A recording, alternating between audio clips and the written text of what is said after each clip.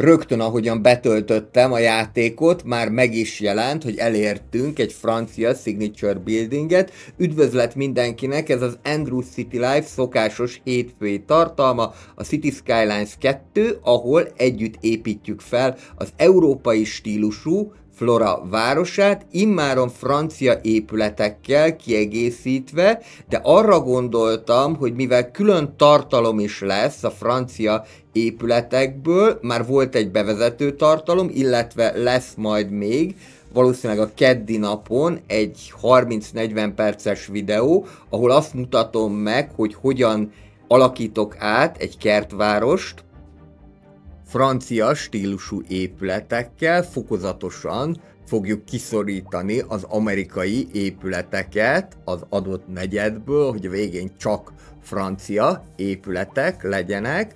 Szóval mivel lesz még egy ilyen videó, ezért ebben a videóban csak azokat a francia épületeket fogom megmutatni, jellemzően a low wealth rezidentálokat, illetve a különböző szervizépületeket és signature buildingeket, amelyekről azt gondolom, hogy lényegében bármilyen városba beilleszthetők, bármilyen stílusú, típusú városban megállják a helyüket. Az előző részben én már elkezdtem építeni itt egy low wealth rezidentálokból, vagyis bérházakból álló városrészt, egyszerűbben fogalmazva egy munkásnegyedet, és akkor a mai alkalommal így kezdésként úgy gondoltam, hogy befejezzük, kiegészítjük ezt. Lesznek benne francia épületek is, de igen komoly igény, illetve kereslet mutatkozik a kereskedelmi negyedekre, illetve a kisebb üzletekre is, úgyhogy ezt is mindenképpen szeretném ebbe a leendő munkás negyedbe, hogyha szerepet kapnának itt ezek az épületek. Egyebekben pedig jelenleg semmilyen más mod nincsen telepítve, csak a francia PEC, és majd ezt fogom kiegészíteni a német, az angol és így tovább PEC-ekkel, amelyek megjelennek. Most úgy számolom, hogyha minden PEC 2 hetente jelenne meg, akkor körülbelül februárra lenne teljes ez a csomag, de egészen biztos vagyok abban, hogy nem 2 hetente fognak ezek megjelenni, biztos, hogy majd karácsony, új év környékén lesz valamilyen szünet, illetve minek utána negyedik negyedévre ígértek még egy csomó fizetős content creator packet is, ezért valószínűleg, hogy lesz olyan hét, amikor inkább annak tudunk örülni, nem pedig az ingyenes region pack-eknek. Minden esetre ez egy nagyon kedves dolog, hogy kapunk ilyen ingyenes épületeket, és ezt majd el fogom mondani a keddi videóban is, most ezzel bővebben nem szeretnék foglalkozni, várakozáson felül teljesítettek ezek a pack-ek, legalábbis egyelőre a francia pack várakozáson felül teljesített, hogy a többi milyen lesz, az majd lutri, de én azt gondolom, hogy nem fogunk csalódni így előjáróban. Legalábbis ezt feltételezem. Ezt a munkásnegyedet azért szeretném itt kialakítani, csomó low rent housinggal, hogy közelebb legyen a gyárnegyedhez a munkaerő, és nem mindenhol lehet valóban házakat behúzni, de ahol nem lehet, ott majd megoldjuk a kereskedelmi negyedekkel. Próbálok valamiféle egységességre törekedni, valamint arra is, hogy ne legyenek ezek az épületek túl zsúfoltak. Habár itt a tereprendezésről elegánsan megfeledkeztem, de ez nem feltétlenül fog problémát jelenteni, egészen egyszerűen azért, mert így változatosabb lesz majd a lakónegyed, és pont ez igazából a véletlen műve, hogy ki lehetett alakítani egy ilyen kisebb hidat, de ez pont kapóra jött. Ugye mindig mondom, hogy rendezzünk terepet, hát ez most a kivétel, ahol szerintem jobban néz ki, hogy megfeledkeztem a tereprendezésről. Oda többet már nem is tudok behúzni. És szépen ezek a nagy lakóházak úgy fognak kialakulni, hogy mondjuk így, hogy maguktól berendezik a terepet, és így sem fog ez rosszul kinézni, sőt, hát az, hogyha kicsit változatosabb a terep, az mindig jót tesz a városnak, hogyha nem 2D-ben, hanem 3D-ben gondolkodunk. Arra azért mindenképpen törekednék, hogy egységes nagyságúak legyenek ezek az épületek, 2 egyforma simán elfér egymás mellett, illetve ha van lehetőség, akkor utat is lehet behúzni közé. A modokról egyébként most eszembe jutott, ez egy viszonylag friss hír, hogy csütörtök este megjelent a City Skylines 2 oldalán egy olyan hírek, hogy probléma van az úgynevezett traffic móddal, mert hogy sikerült megfertőzni valószínűleg szándékosan és valószínűleg rossz indulatból a traffic modot, és állítólag még egy másik modot is érint, a rossz indulatú, azt hiszem, hogy malware vírus, és hát ennek megfelelően ez egy újabb tanulság arra vonatkozóan, hogy a modok bizony veszélyesek is lehetnek. Nem mondom, hogy ne használjunk modokat, megvan az előnye, megvan a hátránya is, de különösen az ilyen komplexebb modok esetén könnyű belecsempészni nem kívánatos dolgot. És hát én azért remélem, hogy elkapják azt, aki ezt csinálta, és meg is fogja kapni a méltó büntetését, amennyiben ez szándékosan és rosszindulatúan történt, mert azért az nem járja, hogy mások munkáját tönkreteszi. Valaki ilyen vírusokkal, ezekre nagyon tudok haragudni. Most úgy néz ki ez a negyed jelen pillanatban, hogy a Vulcanusnak a része, de ezt mindjárt át fogom állítani, hogy a Minerva Orbishoz tartozzon, hiszen a Vulcanus az alapvetően gyárnegyed, illetve meggondolandó még az is majd, hogy onnét a városnegyednek a keleti részéről azokat az ipari létesítményeket eltakarítsam. Most először nézzük ennek a kisebb városnegyednek a nevét. Ugye azt mondtam, hogy munkásnegyed, ami latinra lefordítva a proletariis nevet jelenti, viszont hogyha azt mondjuk, hogy több ilyen munkásnegyed lesz, akkor tegyük még hozzá, hogy keleti munkásnegyed, így akkor már a proletariis orbis nevet fogja kapni, amit viszont, hogyha visszafordítunk magyarra fordító szerint, akkor azt fogja kiadni, hogy világ proletárjai.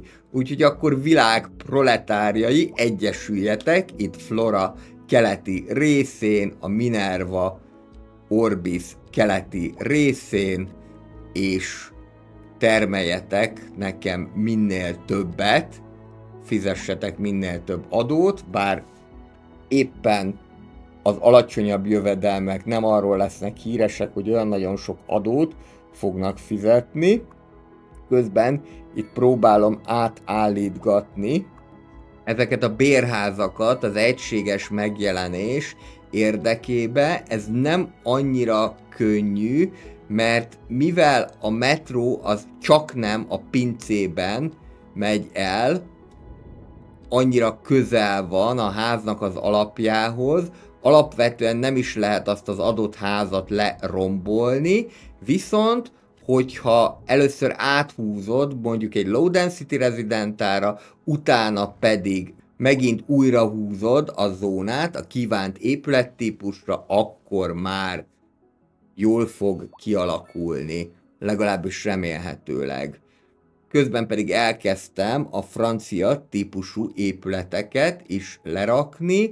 A Region Pack francia stílusú épületei között a low wealth rezidentálok, azok rendre ilyen sárga épületek. Itt most csak a kisebbeket fogom lerakni, ezeket a 2x4-eseket, de lesz majd igazán nagy 6x6-os is, azt viszont majd egy új negyedben fogom megvalósítani, mert arra van egy jó ötletem, hogy hogyan lehet azokkal a 6x6-os épületekkel olyan szép mintázatot kialakítani. Úgy tűnik, még egyet kell rombolni, hogy normálisan alakuljon ki.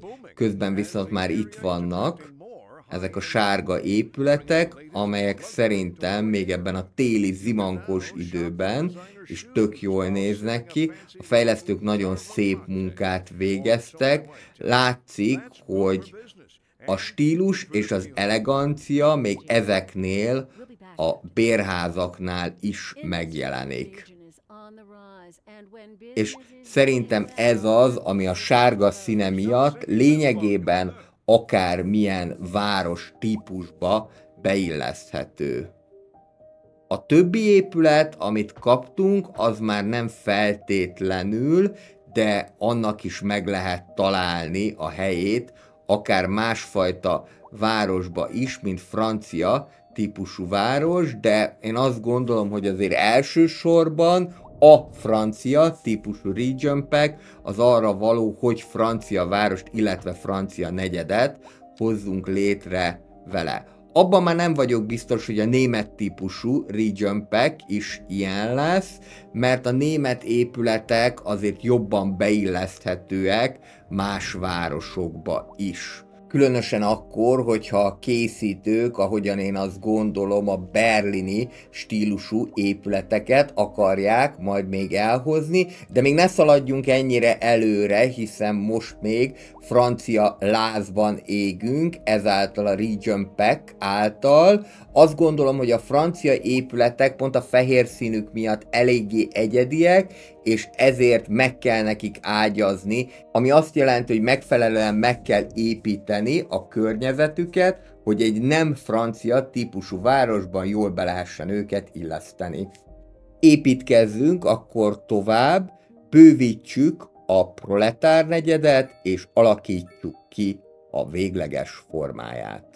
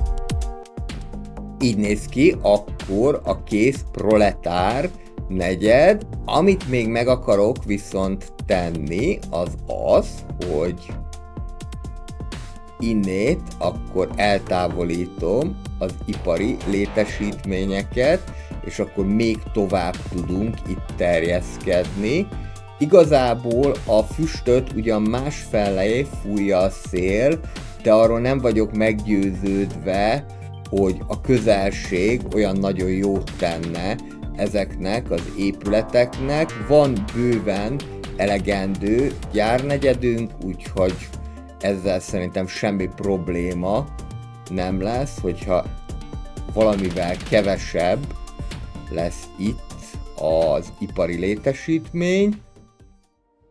Menjünk tovább, nem véletlenül jöttem ide Kárdeába, mert szeretnék egy 2-es számú metróvonalat is létrehozni Flora városába.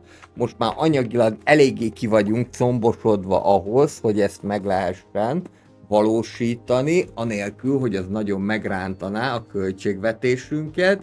Most körülbelül 30 000 tapasztalati pontot kell elérnünk a következő szinthez, és a metróépítés abban is nagyon sokat fog segíteni, hogy ezt gyorsabban el tudjuk érni. Közben itt történt egy elég csúnya baleset, 4 autó összeütközött, az 5. pedig ki is égett, itt a középiskola mögött.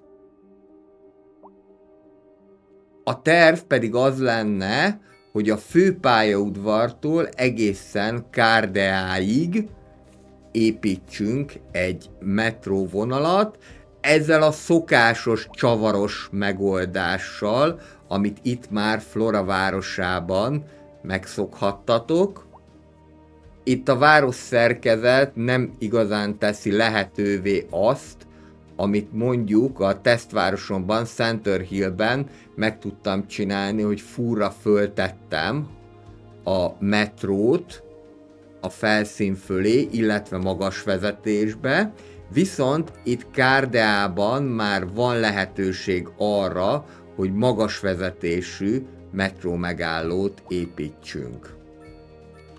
Ez a frissítés, hogy felszínen is tudjuk vezetni a metrót, viszonylag korán került be a játékba. Természetesen jobb lett volna, hogyha már alapból benne van, de ahhoz képest, hogy a CS1-ben 5 évig tartott, mire a Sunset Harbor kiegészítővel együtt, de ingyenes frissítésként megjelentek a felszínű, illetve a magas vezetésű metró megállók, ahhoz képest igencsak elégedettek lehetünk, hogy körülbelül egy ilyen 9-10 hónap után már ezeket megkaphattuk, természetesen teljesen ingyen. És akkor én most megpróbálom elvezetni csavarosan a metrót. Többfajta útvonalon gondolkodtam.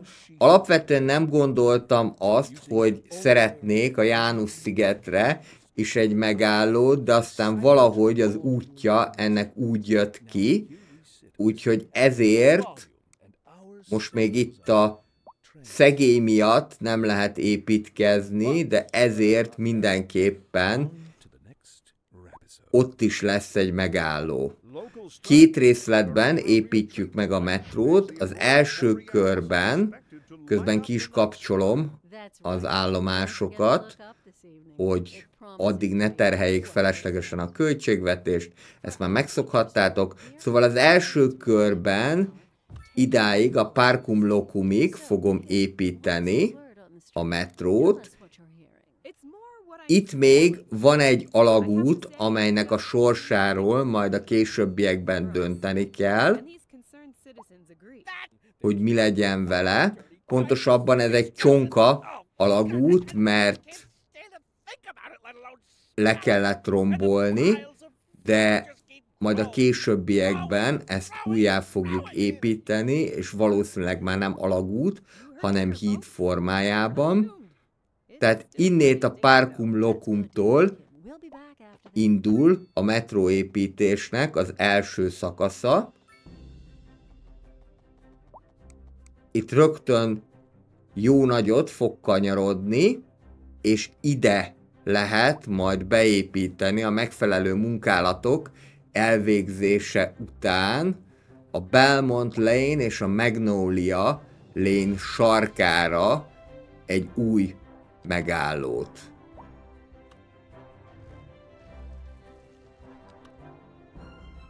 Ha itt ezt kibontjuk, akkor már oda is fog férni, de mondjuk ennek még a kedvenc parkolóim is áldozatául fognak esni, ez nem probléma. A lényeg az, hogy így össze tudjuk kötni a kettőt, ez viszonylag egyszerűen ment, be is villant a játék, kikapcsolom, meg egyelőre a Parkum Locum megállót is, és akkor a következő megálló, mivel úgyis útba esik, az lehet a János-sziget. Ide ez nem fog elférni, pontosabban elférne, csak az a probléma vele, hogy ilyen nagyon csúnyán lóg ki az egész, úgyhogy ez akkor kuka. Nem is lehet a szegély miatt rendesen építkezni, úgyhogy ide viszont már jó lesz. Ami miatt ezt nem lehet megépíteni, az azért van, mert ott szegélyezve van az út, úgyhogy akkor ezt is ki kell bontani. Az egy másik kérdés, hogy most nincsen sem Extended Road Upgrade, sem egyéb mod föltelepítve, tehát akkor majd visszaépíteni, és egy szép történet lesz. Itt a másik oldalon viszont valami miatt megengedi a dolgot, legalábbis egészen Minerva Vesperig, ott már viszont nem fogja engedni. Ez egyébként egy tök idegesítő része, nem csak a CS2-nek, de ez már CS1-ben is probléma volt, hogy nem úgy építi rögtön feltétlenül, hogy össze is legyen kötve a két vonal.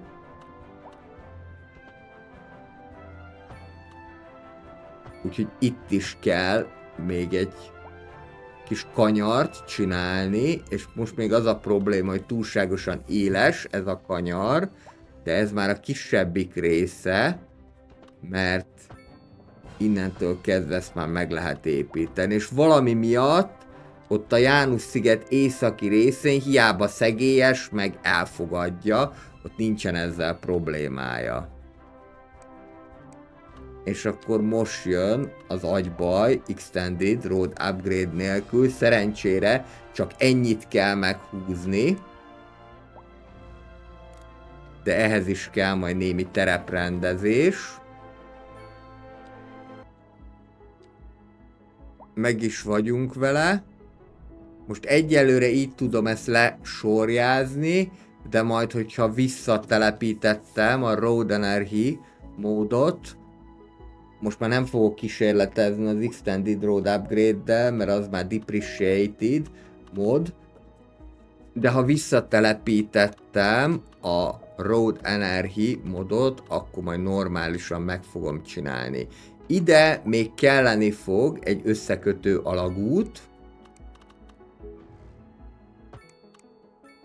annak érdekében, hogy a metrók a kocsiszínből ide is tudjanak jönni. Itt van a kocsiszín, valószínű, hogy még bőségesen elég lesz az a járműállomány, ami rendelkezésre áll, és akkor elkezdem visszakapcsolni a megállókat, mindegyik kap egy helyes kis éttermet is, és lássuk a megállóknak az elnevezését. Itt ez a nagy csomópont, ez a Parkum Locum, vagyis a városi park. Itt ez a rész, mivel a Belmont Lane és a Magnolia Lane-nek a sarkán fekszik, ezért a neve Magnolia kötőjel Belmont lesz. Itt ez természetesen a Janus-sziget, Janus Insula. És már itt is vagyunk a Cardia Orbisnál, ahol tulajdonképpen a lakótelepi részre megy be a metró. Mivel a lakótelep az elég hosszú lenne latinul, ezért maradjunk a Cardia Orbis Predumnál, amely Cardia Orbis telepet fog jelenteni, szerintem így is megfelelő lesz ez nekünk. Indulhat a 2-es metróvonalnak a kijelölése. Nem egy hosszú vonal egyelőre, de a későbbiekben majd ezt hosszabbítani fogom. Most 4 megálló az elég lesz, mert hogy úgy is van kapcsolata az 1-es metróval, illetve a város legforgalmasabb 2 villamos vonalával, valamint számos busszal is, tehát hogyha így gondolkodunk erről, akkor egyelőre az M2 vonal, amely hasonlóan a mi 2-es metrónkhoz a piros színt fogja kapni, és hogyha jól látom, akkor ugye ez 3 megálló, a másiknak pedig 10 megállója van, ugye ez a 6, illetve 20 megálló, ez azt jelenti, hogy oda-vissza számolja a megállókat, de így akkor fele annyi járműállomány elég lesz ennek a metrónak. Legalábbis egyelőre, aztán a későbbiekben nagyjából olyan duplájára fogom majd ezt hosszabbítani, de valószínűleg még akkor is elég lesz a remízben rendelkezésre álló járműállomány. Menjünk ide a Belmont Magnolia állomáshoz. Szeretném megcsinálni egy kicsit a környékét. Ez többféleképpen lehet, most én ezt a lehető legegyszerűbb oldalból fogom megfogni, ide be fogok építeni egy kisebb méretű parkot, és akkor mégiscsak barátságosabb lesz a környék. Pár sorházat ezáltal le kell dózerolni, de hát ez nem probléma, vagyunk már elegen a városban, még akkor is, hogyha most egy kicsit csökkent a népesség. Itt is van a kis park, és így tulajdonképpen egyszerűen meg lehet oldani egy metróállomás környékének a kialakítását, de azért a fásítást azt még mindenképpen elvégzem. Arra egyébként kíváncsi vagyok, hogy vajon lesz-e olyan region pack, ahol majd újfajta fa típusokat is kapunk. Egyelőre úgy tűnt, hogy ezek az épületekre koncentrálódnak, de így sem panaszkodom. A következő probléma itt a Parcum Locumnál található. Most, hogy már 2 metróvonal van itt, nagyon nagy a gyalogos forgalom, nagyon nagy a buszforgalom is, és ennek következtében a villamosok eléggé lassan tudnak átjutni, nem is beszélve arról, hogy ráadásul még amikor átmegy, az úton vágányt is vált, úgyhogy ezzel mindenképpen kell csinálni valamit, mégpedig meg fogom szüntetni itt a szintbeli kereszteződést, és fölemelem egy ilyen kis hídra a villamost. Azonban, miután megépítettem a hidat, arra jöttem rá, hogy ezt máshogyan is meg lehet oldani, ugyanúgy híddal, de használnám inkább a sétáló utcát a megállónak a helyén. Tehát először megépítettem a hidat, majd utána pedig jött a sétáló utca, És ez azért fog történni, mert hogyha így sétáló utcával építkeztek, akkor nem fog a villamos vágányt váltani, akkor a visszafogó váltót nem fogja megépíteni a vágányon. És ide még egy ilyen levezető szakaszt teszek. Némi ügyeskedés után ezt is sikerült meghúzni. És innentől kezdve, bár van egy pici kis görbülete ennek a felüljárónak, de akkor innentől kezdve az 1-es és a 2-es villamos is itt tud majd megállni ezen a sétáló utcás felüljárón. És mondom, ennek a megoldásnak a legnagyobb előnye az az, hogy nem lesz visszafogó váltó.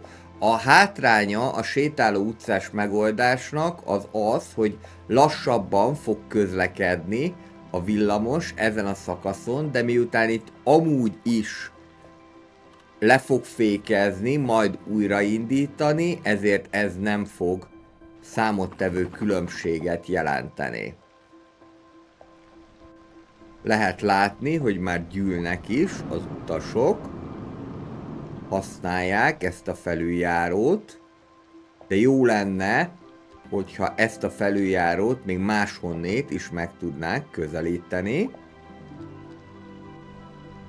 mert hogy ott elég nagy a rágyalogrási távolság, itt viszont még éppen be lehetett kötni a másik felüljáróba. Mivel sétáló utcáról van szó, ezért szabadon át is tudnak járni az utakon. Most már eléggé felgyűlt ott a 2-es villamosra váróknak a száma, mert az 1-es rendesen elvitte az utasokat. A probléma egyébként szintén megint a visszafogó váltóval lesz, de már egy kicsikét lejjebb, így azt a részt is meg fogom csinálni sétáló utcásra.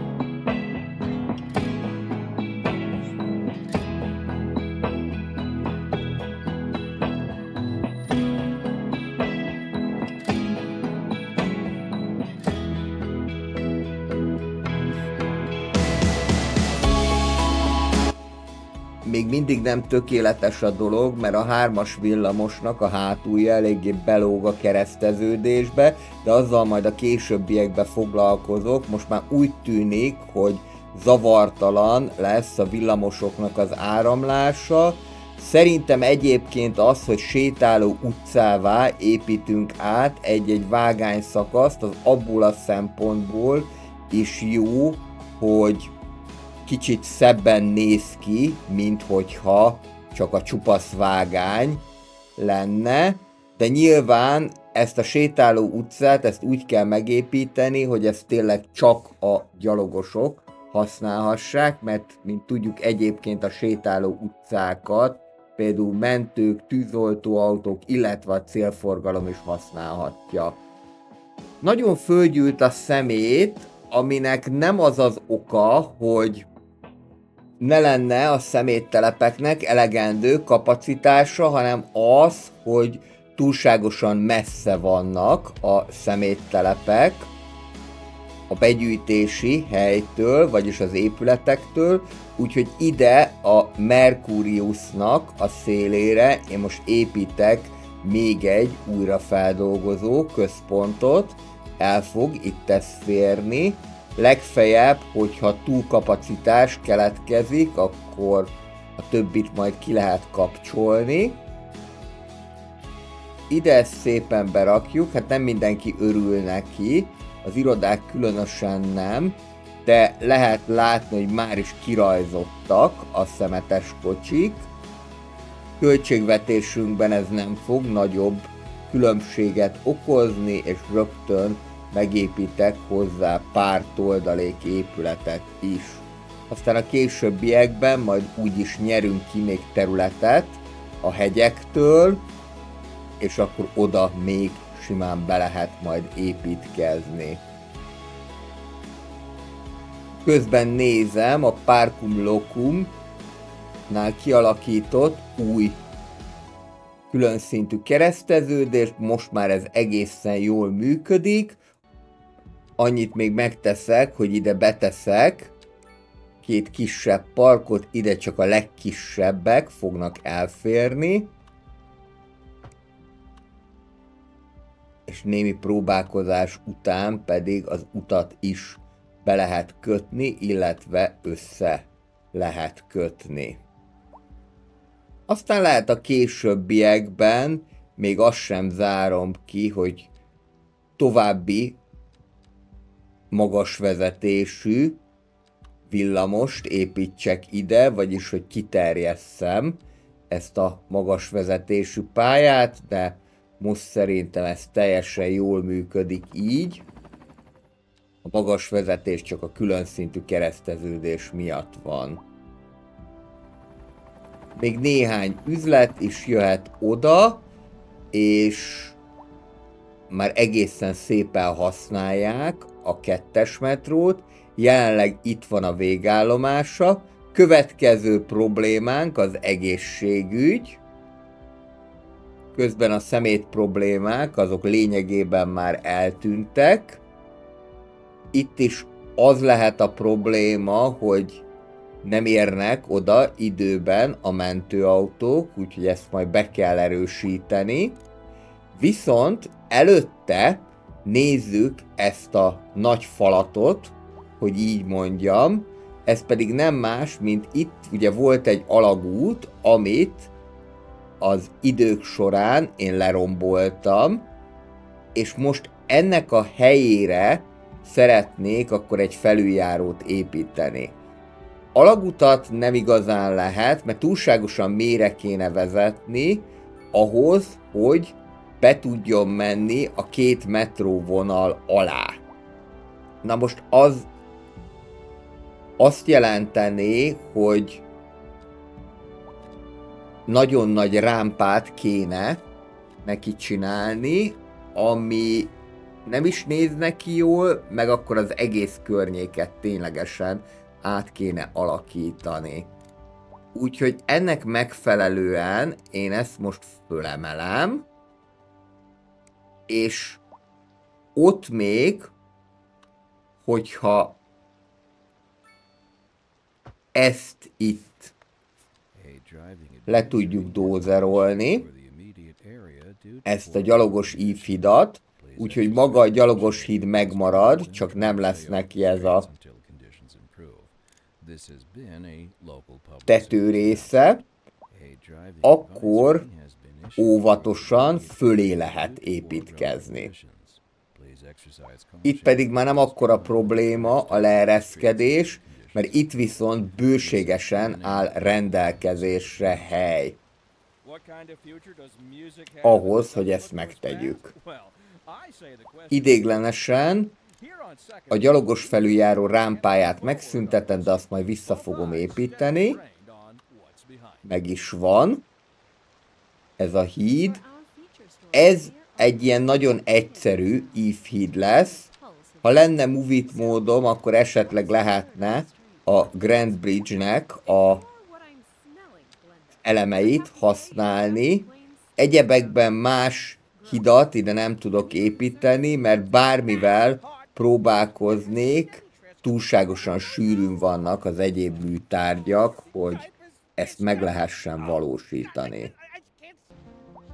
Gyakorlatilag egyébként az összes híd típust végigpróbálgattam, de mindegyik vagy függőhíd, vagy ívhíd, nem lehetséges az, hogy még alatta elférjen egy másik gyalogos híd is, viszont ez egy eléggé fontos kapcsolat, mint ahogyan lehet látni, már használják is, a későbbiekben pedig szerintem majd itt még egy buszt is át fogok vezetni.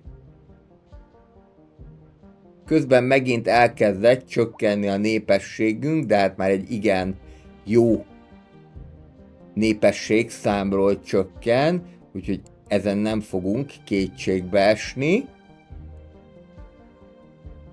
Próbáljuk meg egy kicsit fölhúzni az egészségügyet, mert 56%-on vagyunk jelenleg.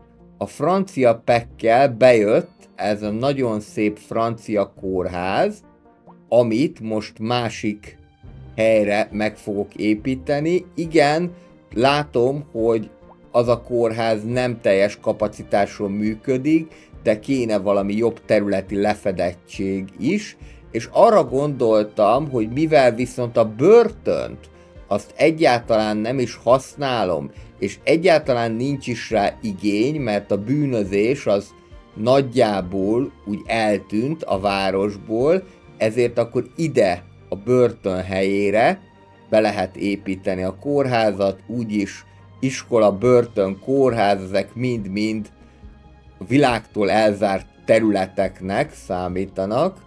Egyébként 12-es házas tartalom, hogyha valaki érdeklődik az asztrológia iránt, ami azt jelenti, hogy ezek általában rejtetten maradnak. Itt pedig véletlenül egy gerendás ívhidat sikerült megépíteni, de semmi probléma, mert hogyha ezt itt kimélyítem, akkor ez egészen jól fog kinézni. Fontos, hogyha ilyet építünk, akkor megfelelően tudjon érvényesülni, tehát akkor ki kell mélyíteni, és úgy tűnik, hogy annak ellenére, hogy a másik kórház az nem működött teljes kapacitás kihasználtsággal, annak ellenére itt is kirajzottak a mentőautók, és a későbbiekben majd még ez bővíthető. Ennek a kórháznak egyébként nagyon örültem a francia PEC-ből, mert ez egy igazi, ilyen európai stílusú, klasszikus épületnek fogható föl, a Medical Center az pedig a klinikának felel meg. De most arra gondoltam, hogy van bőven pénzünk, úgyhogy miért is ne. Ha esetleg ezt a kórházat jobban használják, akkor a másikat be lehet majd csukni, vagy akár átépíteni is. A buszkapcsolat az adott, vasúti kapcsolatot azt nem fogok tudni, mert túlságosan beépítkeztem ott, és ide pedig más épületet már nem is tennék, hanem csak fákat. Azokat viszont minél sűrűbben, ilyen kellemes környezet legyen a kórház mellett. És már el is kezdték beszállítani a betegeket. Körülbelül olyan 10-15 mentőautót használnak is. Ezáltal jobb lesz a területi lefedettségünk, és már is 3%-ot javult az átlagos egészsége a lakosságnak. Még elképzelhető, hogy ott a mélyvölgybe is lesz majd egy kisebb klinika, de majd valószínűleg, ha elérjük a 17. szintet, akkor ismételten a folyón túl szeretnék terjeszkedni, és akkor megmutatom, hogy a francia low wealth rezidentálokkal mit lehet kezdeni. Elkezdtem nézegetni, hogy hogyan lehet majd meghosszabbítani a 2-es metrónak a vonalát, és legnagyobb meglepetésemre kaptam egy új signature buildinget, méghozzá ez a Waveform Tower, vagyis a hullámforma torony, ez nem is egy kicsi épület, ez egy jó nagy felhőkarcoló. Én először azt hittem, hogy a francia PEC-ben van benne, de aztán kiderült, hogy ez egy európai épület, ekkora batár nagy, Úgyhogy ennek aztán ki kellett gondolni a helyét, hogy hol legyen. Az első ötletem az volt, hogy ide beépítem a Mercuriushoz, hiszen itt amúgy is iroda negyed található. Gondolkodtam azon is, hogy esetleg Kárdeába építsem, de aztán arra gondoltam, hogy ennek valami jelentősebb hely kell, ahol érvényesülni tud, és ahol uralkodni tud. Ugye nem is kell mondani, hogy egy ekkora felhőkarcoló, amely, hogyha jól nézem, akkor a városnak az eddigi legmagasabb épülete lesz, vagy legalábbis a legmagasabb épületek között lesz. A szerepe az mindenképpen domináns lesz az adott környezetben. Elvetettem azt a lehetőséget, hogy ide rakjam a Mercuriushoz, és arra gondoltam, hogy akkor ennek valami központi hely kellene. Kisebb gondolkodás után pedig meg is találtam ezt a központi helyet. Ez nem más lesz, mint ennek az általános iskolának a helye, amelyből az is következik, hogy ennek az általános iskolának költöznie kell. Nem fogom lerombolni, de hogyha ide teszem ezt a nagy épületet, akkor ez valóban be fogja tölteni a funkcióját, és valóban meg fogja tudni határozni ez az impozáns épület Florának az arculatát. Ehhez pedig az kellett, hogy ezt a kertvárosi részt, ezt teljes egészében ledózeroljam. Ennek egyébként már amúgy is érett a kasza, mert nagyon központi helyen fekszik, és ezeket a területeket értékesebben is ki lehetne használni, különösen azért, mert elég jó a közlekedés. Fogom, átemelem az általános iskolát, kialakítom a környéket, meghúzom az utakat, ide majd még kigondolom, hogy mi fog kerülni, de most az lenne a lényeg, hogy el tudjuk helyezni ezt az impozáns épületet, és ezt úgy fogjuk tudni elhelyezni, hogyha kicsit megfordítom, egészen pontosan 90 fokkal, és ezt a szép kialakított sövényrészt azért meg akarom hagyni, de valamennyit azért le kell belőle dózerolni. Mondjuk így itt a csücskét.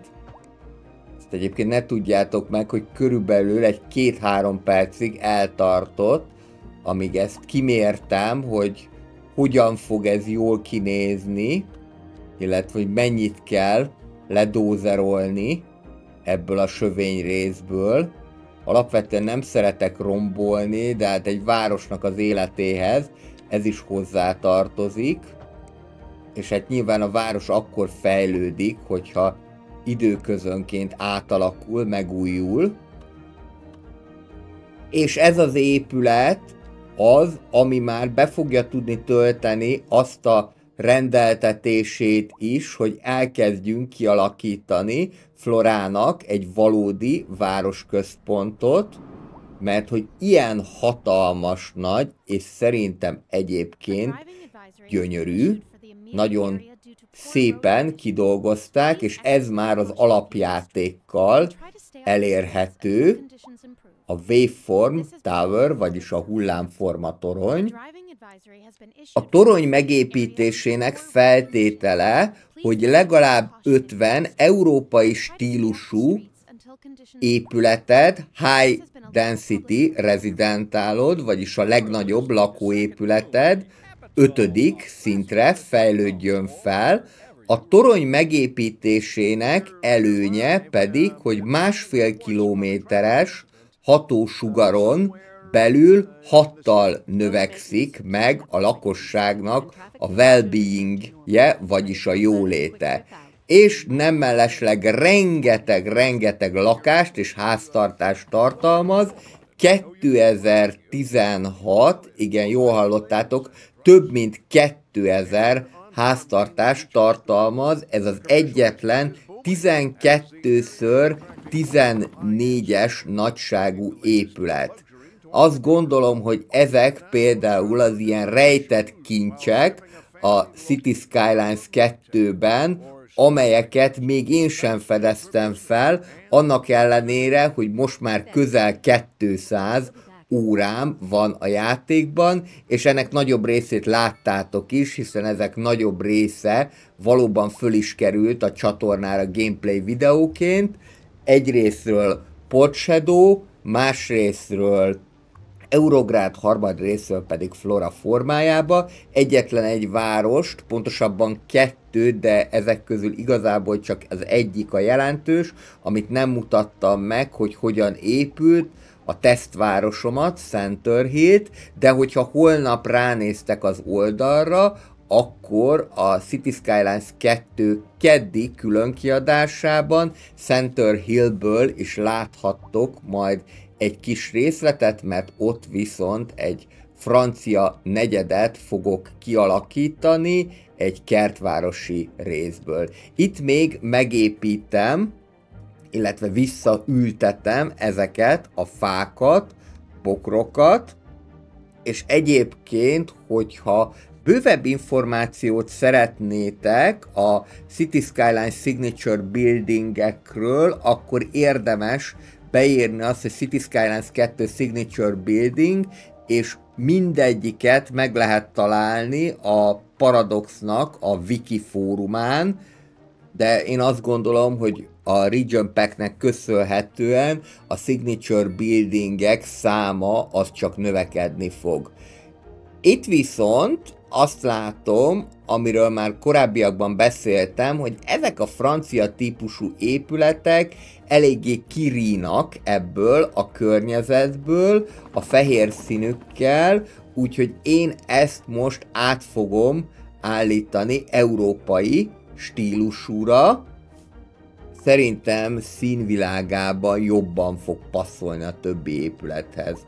Közben pedig gyönyörködök a hullámforma toronyban. 2648-an laknak ebben a toronyban. Ez rögtön a népességben is megmutatkozott, hiszen már több mint 81 000 ember lakik a városban. És mivel viszonylag közel van a torony a Parcum Locumhoz, ezért ez jó közlekedést is biztosít.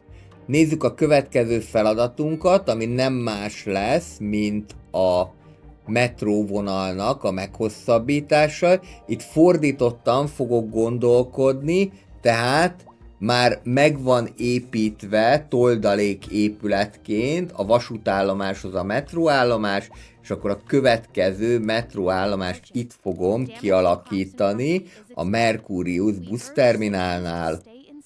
Itt az alapvető nehézséget megint ez a szegélyezés jelentette, illetve az, hogy eléggé hegyes dombos terepen épült. Ugye ezzel semmi probléma nem lenne abban az esetben, hogyha magát a metróállomást már eleve meg lehetne építeni úgy, hogy mélyebben építse meg, mint ahogyan megépíti, mert hogyha ezt le lehetne küldeni rendesen a föld alá, akkor a szegély alá be tudna menni a metróállomás. Hát erre most nincsen lehetőség, úgyhogy annyit tudtam tenni, hogy egy picikét arrébb helyeztem a metróállomást, még így is lesz kapcsolata a buszterminállal, illetve a villamos végállomással, és akkor most ügyesen, de természetesen még így is csavaros úton lehet ezt összekötni. Ez már egyszer sikerült, és megyünk is tovább.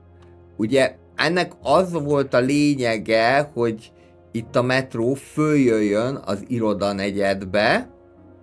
A következő megálló az itt lenne a Városháza környékén, de sokkal jobb, hogyha inkább jobban berakom ide a Vesztába, mert itt villamos kapcsolat is van. A Városháza ebből a szempontból nem annyira fontos, mint az, hogy át tudjanak szállni a villamosra. Itt is van némi nehézség, de ez már az egyszerűbb része, különösen azért, hogyha akarnám, akkor azt ott akár ki is tudnám bombázni, azt az alagutat. Ez a metróépítés ez sajnos ilyen, hogy sokat kell vele próbálkozni. Ennek megfelelően szinte biztos, hogy az ember plusz költségekkel is számolhat. Most már megvan ez a második megálló is, és akkor itt gondolkodtam rajta, hogy legyen-e harmadik megálló, de aztán azt mondtam, hogy miért is ne. Nem a kórház felé fogom elvezetni, hiszen oda már megy villamos, hanem ide, a nagy körforgalomhoz, a megállónak is az lesz majd a neve, természetesen latinul, hogy nagy körforgalom, és így akkor föl is állt a rendszer, készen van a meghosszabbított 2-es metró, veszünk egy nagy levegőt, behúzzuk ide a végállomáshoz, a metróvonal végét, és akkor jöhet az állomásoknak a behúzása is. Megépítjük. Alapvetően azt gondolom, hogy miután a városszerkezet így lett kialakítva, itt nem igazán lett volna annak értelme, hogyha az utak mentén, a sugárutak mentén alakítom ki a metróvonalat, tehát ezért választottam ezt a gírbe-gurba csavaros megoldást, aminek következtében lehet, hogy egy picit lassabb lesz a metró, mert hogy a kanyaroknál le kell majd lassítani, de így viszont több utas tud majd szállítani, nagyobb kihasználtságban reménykedhetünk. Nézzük a megállóknak az elnevezését, az első, tehát a nagy körforgalom, kicsit rövidítek, a latin megnevezéshez képes Magna Circulus, vagy most veszem észre, hogy inkább ez Magnus Circulus lenne, hogyha egyeztetjük a két ragot. A következőnek nagyon egyszerűen a Vesta nevet adtam, hiszen ez pontosan Vesta központjában található, és még itt van egy megálló a végállomás előtt, itt majd a tereprendezésről gondoskodni kell, ez pedig a Mercurius Terminál, vagyis Termini Mercurius. Itt át lehet szállni 2 darab buszjáratra, valamint a hegyre föl kúszó villamosra is. És akkor itt vagyunk a végén, a metrónak, Flora Principalis Statione, amely a Flora központi állomást fogja jelenteni. A vasutat már nem tettem oda, mert azzal már túlságosan hosszú lenne a megnevezés. Itt még le lehet rendezni a Termini Mercurius környékét, igazából itt maradjunk az irodák alkalmazásánál, ez amúgy is egy irodanegyed, és innentől kezdve akkor teljes hosszúságában áll a 2-es metró Flora lakóinak rendelkezésére, és már nagyon közel vagyunk a 17. szinthez. Úgy nézem, hogy minden rendben van a városban, csak a szokásos dolgokról panaszkodnak, többek között a zajszennyezettségről. Azzal igazából nem tudok mit csinálni. Szerintem azt úgy lehetne megoldani, hogyha az ember kevésbé sűrűn építené a különböző nagyobb lakóépületeket, illetve hogyha még több ilyen low density residentát, vagyis kertesházat építene. Most azonban én inkább a medium rezidentálokat fogom építeni, nézem közben, hogy már gyűlnek szépen az emberek a metróállomásokon, ami azt jelenti, hogy használni is fogják a 2-es metrónak az új szakaszát is.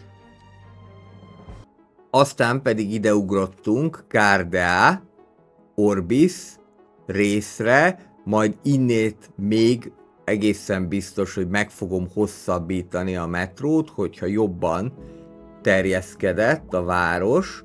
Most viszont ide több nagyobb épületet is fölépítettem, hiszen kiváló a közlekedési kapcsolat, illetve a megközelíthetőség a 2-es metrónak köszönhetően, így ezek a nagy panelházak szívesen fognak majd ide épülni, és mivel most már nagyon közel vagyunk az első normál Light Commercial Signature Building kioldásához, ezért azon a területen is intenzív fejlesztésbe fogok kezdeni. Itt is nem esünk ezen kétségbe, hogy nem egyenes a terep. Jól fog ez így is kinézni.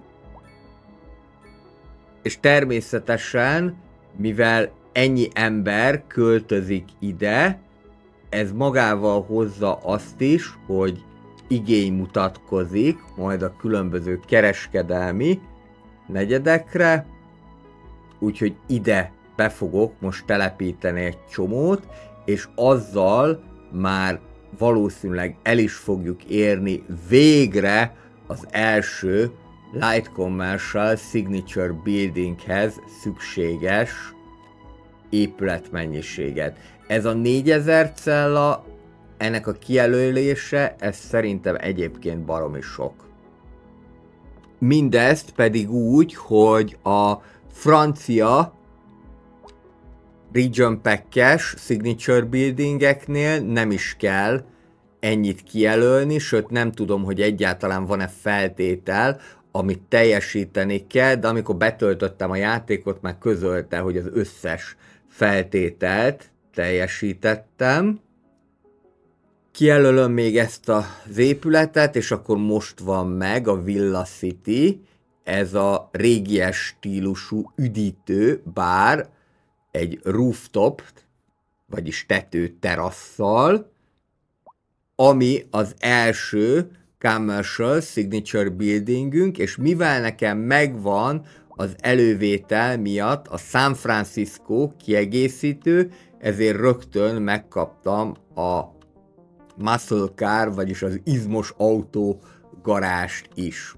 Keresek ennek egy jó helyet, szerintem itt a klinikánál ide ezt be lehet építeni, a klinika pedig költözzön el, amúgy is túlságosan nagy a kihasználtsága, ide elpakolom, kicsit közelebb a Juno Parkhoz, és akkor ide be lehet építeni ezt a Villa City-t, nem is nagyon kell jelentősebb munkálatokat elvégezni, egyébként egészen jól néz ki, kis rózsaszín épületecske, és a többi Signature Buildinghez pedig még jó sokat kell dolgozni, mert van olyan például, amihez 60, meg 245. szintű épület kell, viszont azt láttam, hogy ezt a francia stílusú bankot, ezt majd még meg lehet építeni,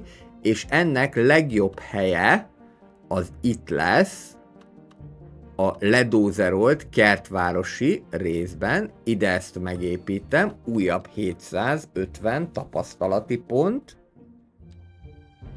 gazdagodtam ezáltal, és akkor itt pedig ki lehet alakítani már egy kicsi francia szigetet, mert így nem fognak elütni ezek az épületek a környezetüktől.